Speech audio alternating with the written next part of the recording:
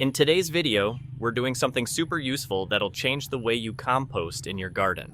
We're going to build a little system right inside your garden bed that feeds your plants with compost tea and also gives you rich compost by the end of the season.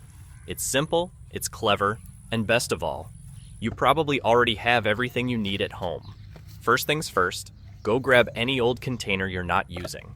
It could be a damaged pot, a cracked bucket, anything plastic that you can't plant in anymore. We found 2 old plastic pots that were no longer usable, and they're perfect for this. Now take something sharp. A soldering iron works great, or a hot nail, or even a screwdriver, and start making holes all over that container. And I mean all over, on the sides, at the bottom, even on the lower part of the rim if you can. These holes are super important. They let air in, and they let that beautiful compost juice seep out into the soil around it. Once the container's full of holes, head to your garden bed or large planter. Pick a good spot and dig a hole deep enough to sink your container in so just the top is above the surface.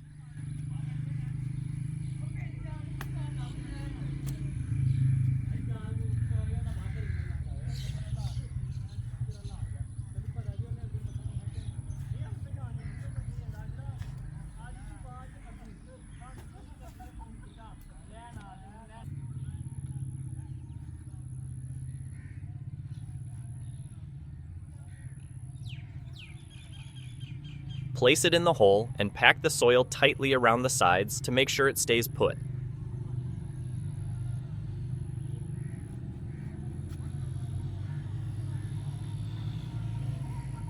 This little in-bed composter is going to do wonders. Now here comes the fun part. Start filling it up with kitchen scraps. Anything like vegetable peels, fruit waste, crushed eggshells, coffee grounds. Just avoid meat, dairy, or anything oily.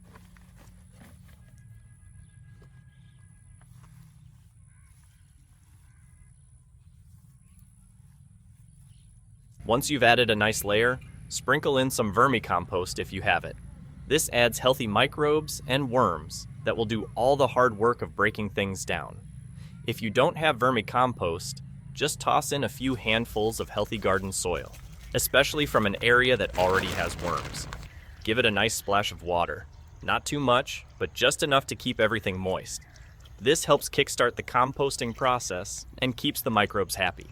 If you have garden weeds or dead leaves lying around, throw those in too. They'll add carbon and help balance things out.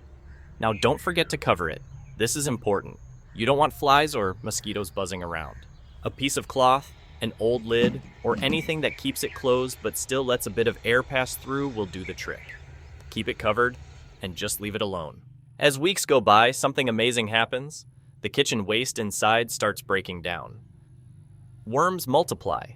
Microbes thrive, and as everything decomposes, the liquid nutrients, what we call compost tea, start leaking out through those holes into the soil. It's like a slow-release fertilizer right at the root zone. Your plants will absolutely love it. They'll grow stronger, healthier, and greener. Then, at the end of the season, you can lift the container out and find it filled with dark, crumbly compost. You can spread that around your garden beds or scoop it into your pots and containers. Either way, it's pure gold for your plants. What's really great about this system is that it saves you time, and all you have to do is keep feeding it with your kitchen scraps every few days. So if you've got waste in the kitchen and a little space in your garden, don't throw anything away. Use this trick. You'll cut down on waste, boost your plant growth, and build better soil, all in one simple move.